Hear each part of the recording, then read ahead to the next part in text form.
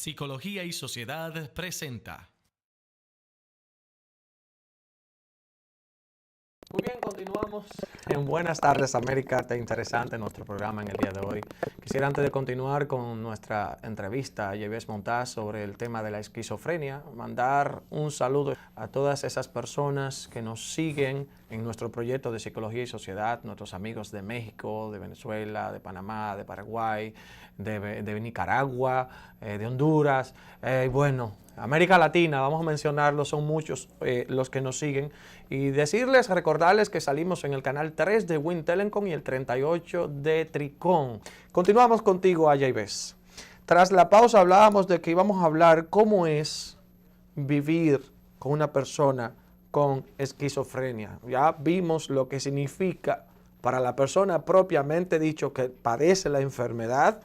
Ahora queremos saber cómo es para los demás vivir con una persona que tiene esquizofrenia. Al principio siempre hay una cierta negación como fase a pasar dentro de un familiar con un trastorno psicótico. Cualquiera que fuera. Cualquiera que esté fuera. Una vez ha pasado por alguna crisis y que ya está interno en un centro de salud, comienza la culpa. ¿Qué pude haber hecho diferente? ¿Por qué no lo hice antes? ¿Por qué no lo hice antes? ¿Será por No mí? hice caso cuando me informaron. ¿O será por mis genes? Exacto, también serán mis genes. Serán mis genes. ¿Pasó algo en el embarazo? Recuerda que una de las teorías de la esquizofrenia es que la mamá le da alguna enfermedad viral o incluso una influenza muy fuerte que podría afectar el sistema dopaminérgico, lo cual podría ocasionar esquizofrenia. ¿Cómo es entonces el caminar de estos familiares? ¿Y hasta qué punto? Porque déjame ver cómo puedo hacerte esta pregunta. ¿Hasta qué punto estos familiares entonces llegan a estar preparados para asumir este rol? Que no es un rol de un mes, que no es un rol de 3 días, que no es un rol cualquiera. Es un rol que implica tiempo, atención, sacrificio, dinero, paciencia. Y muchísimas otras cosas ahí, porque es algo bien complicado. Ahí como psicólogos nosotros comenzamos lo que son las intervenciones en terapia familiares que ayudan a la familia como sistema a psicoeducarse primero acerca de lo que es la esquizofrenia, ver cuáles son los disparadores de la esquizofrenia, aprender a observar con ojo clínico a su familiar enfermo, que si comienza con alguna psicosis, que si comienza con algún delirio. Después de la psicoeducativa tenemos lo que es el apoyo como familiar, en la creación de una empatía, pero todo esto debe ser dirigido por el psicólogo, porque de por sí ellos no tienen los recursos, la familia no llega a la consulta, no llega a un hospital o a un centro psiquiátrico con los recursos necesarios para lidiar con su esquizofrénico. Es más, diría yo, que llega más con más estigma y más mitificación acerca de lo que es la enfermedad mental, que con soluciones, culpabilizándose esa persona o al enfermo. En un trastorno casi afectivo, podría decirse, diciendo, pero esto me va a tocar a mí de por vida, ¿qué es lo que yo he hecho para merecerme esto? Se victimizan también. También se enojan. Es como si pasaran por las fases del duelo. Se llegan a enojar con el paciente o con el cliente o con el saliente, como le dicen en algunos centros. Se nota también en la conducta verbal hacia ellos dirigido, pero con un sinvergüenza, como si fuera un problema moral. Y nosotros desde Pinel sabemos ya, desde el siglo XVIII, que ya esto no es que la enfermedad mental, ninguna enfermedad mental es un problema moral. Ya tengo una pregunta importante. Todas son importantes, pero esta para mí es de relevancia. ¿Dónde comienza la enfermedad de la esquizofrenia? ¿Cómo se forma? ¿Es genética? Una persona, por ejemplo, hijo de alguien que tiene esquizofrenia, ¿es propenso a tenerla? ¿Quiénes son los más propensos a que puedan adquirir la enfermedad? La edad de inicio está pautada en las mujeres, es más tardía que en los hombres. En los hombres aparece primero. En una de las investigaciones que yo realicé sobre esquizofrenia decía una estadística de que era en la segunda década que daba inicio a la esquizofrenia. En otro, porque que hay, así como autores, hay ideas. Decía que era entre 18 a 25 años, pero otra persona decía que los síntomas primarios, que son los comportamientos extraños y las ideas extrañas y peculiares, aparecen en la infancia. Yo tengo varios casos con síntomas primarios. Un muchacho de 18 años que es esquizofrénico y que desde los 8 años muestra síntomas primarios. Bueno, en mi investigación sobre el tema y lo que conozco ya por lo aprendido en la carrera, he visto muchas hipótesis y muchas teorías, porque la verdad hay muchas, y podemos sacar lo bueno de cada una porque cada una tiene algo de veracidad. Hay otras que no podemos decir que son tal cual porque siguen siendo teorías e hipótesis, no han sido demostradas. Pero sí he visto que la mayoría de esas teorías e hipótesis coinciden en que en la infancia se puede ver, es decir, tiene aparición en la infancia. Aunque también dentro de la mayoría de las teorías vi que se dice que generalmente se ve con más veracidad entre lo que es la juventud y la adultez primaria. Básicamente donde tiene el primer inicio. Ahora bien, es genético propiamente dicho, es uno de los factores más importantes el padecer la enfermedad de la esquizofrenia, es decir, ¿cuál es el porcentaje que un hijo o una hija de un individuo que tenga esquizofrenia pudiera llegar entonces a padecerlo? Cuando hablamos de genético como factor etiológico de cualquier trastorno, hablamos de la parte congénita y de la parte de heredabilidad o la parte de heredada. En un estudio hecho en gemelos monocigóticos, hubo una correlación positiva. Eran más propensos a que se desarrollara en lo que fueran monocigóticos que en los mellizos, por ejemplo, que vienen de diferentes... Estamos hablando de los gemelos idénticos. Ajá. Entonces, pero claro, los estudios se han hecho solamente en gemelos. No se han hecho, o sea, ponte a pensar, y uno de los tipos de estudio a nivel del método científico ha sido el estudio de gemelos.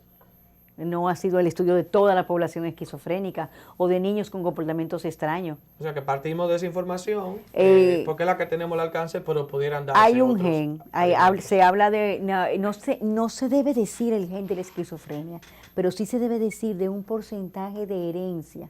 Si en mi familia hay trastornos bipolares, no tiene por qué ser un trastorno psicótico per se. Yo tengo un 30 a un 40% de desarrollar la enfermedad de la esquizofrenia.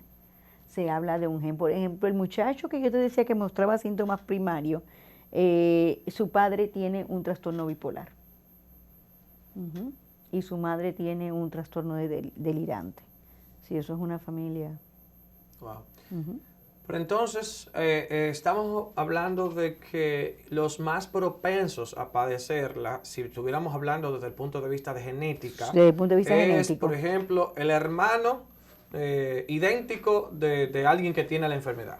Por ejemplo. En dos gemelos idénticos, uno de ellos tiene la enfermedad, el otro tiene un alto porcentaje a padecerla, que por ejemplo el hijo de alguien que tenga la enfermedad. Pero igual tenemos hasta qué nivel la posibilidad de que alguien, siendo hijo o hija de alguien con esquizofrenia, pueda adquirir la enfermedad.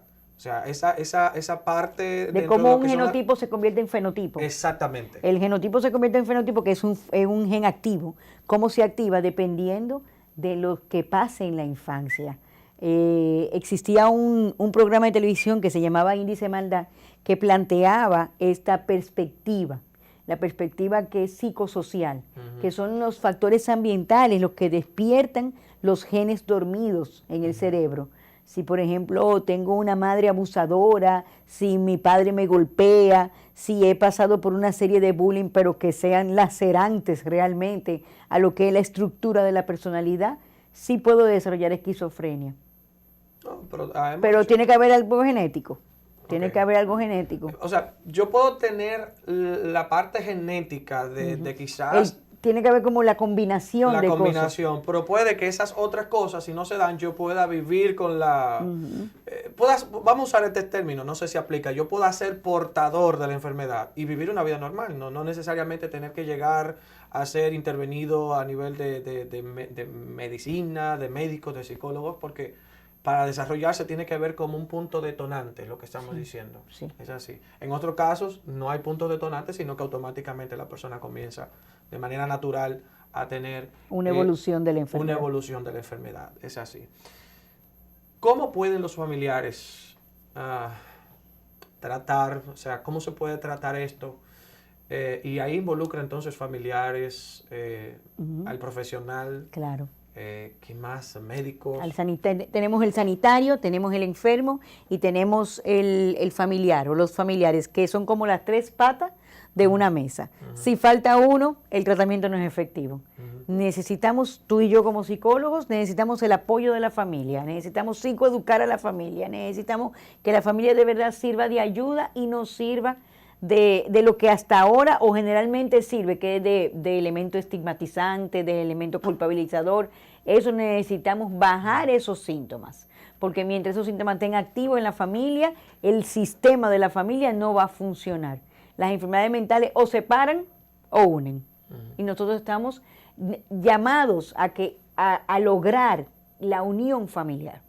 Para lograr la unión familiar tiene que haber conciencia de enfermedad, pero no solamente en la persona enferma o en la persona con una condición, sino también en el familiar. Muchísimas personas tienen diabetes, que es un trastorno orgánico, del que estamos planteando, que es la esquizofrenia, tiene un trastorno cerebral.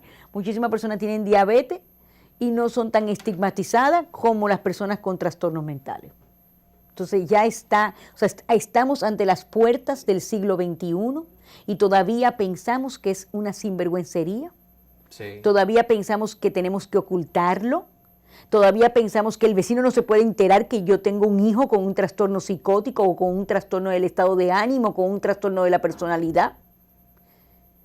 Lo que hace empeorar la condición, que la gente ignora que mientras más oculta a alguien con una condición, porque ahora estamos hablando de esquizofrenia, pero ahí entra el autismo y entra cualquier otro tipo de situación que esté en un individuo, el aislarlo, el no decirlo, el no enfrentarlo, hace que esta condición empeore, aumente. Es un daño fuertísimo que le hacemos al individuo que lo padece, pero también al contorno familiar. E incluso pudiera servir de, hasta cierto punto, lacerar a nivel social. Porque mientras la sociedad no se acostumbra, mientras uno no le enseña a la sociedad que eso es algo normal, que hay que cohabitar con eso y que tenemos que ser todos como familia y ayudarnos mutuamente para enfrentar cada una de esas cosas, entonces no hay una evolución. Mira como tú acabas de mencionar, estamos en la antesala del siglo XXI y todavía hay cosas que no hemos cambiado en nuestra historia, producto de que la humanidad no ha sido educada en ese sentido. Con esta próxima pregunta nos vamos a la próxima pausa. En la República Dominicana, en el caso de la esquizofrenia, quisiera haberte hecho la pregunta general, ¿qué haría falta en todo? Pero imagínate. Pero en el caso de la esquizofrenia, ¿qué le hace falta a la República Dominicana para enfrentar esta enfermedad, para ayudar a los familiares, ayudar a las personas con esta condición? ¿Cómo podemos ayudar a que una persona pueda salir de su cuadro o mantener cierta estabilidad en este cuadro? Dentro de lo que es el tratamiento psicosocial, es muy importante lograr que la persona, el familiar y la persona enferma tenga un grupo de apoyo donde pueda existir, que funcione no tanto como una terapia de grupo, pero sí como una terapia de pares, en donde baje la intensidad, se trabaje mecanismos de defensa, donde exista la transferencia y donde exista la catarsis. No tenemos grupos de apoyo para esquizofrénico aquí. En España hay, en Estados Unidos hay, en casi todos los países existen grupos de apoyo que son gratuitos, dicho sea de paso, en donde los familiares pueden ir y desahogarse, familiares de esquizofrénicos, o un grupo de apoyo para el esquizofrénico. También hace falta una organización que vele, así como existe una organización para el Alzheimer, como trastorno neurodegenerativo que es, necesitamos una organización, una ONG, que vele por los intereses de los sistemas sanitarios que se le dedica o que están dirigidos al apoyo profesional de la esquizofrenia.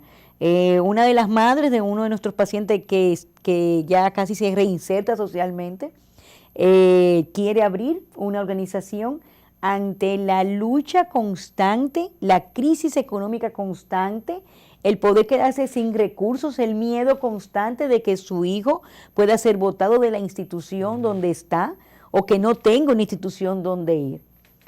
Esto es en un factor o en un lado. En el otro lado tenemos los hospitales de salud mental. Sé que Almanzar, durante su gestión, hizo un trabajo importante con las personas con trastornos psicóticos y trastornos de estado de ánimo que estaban en la calle. Sé que hubo una remodelación del Padre Villini.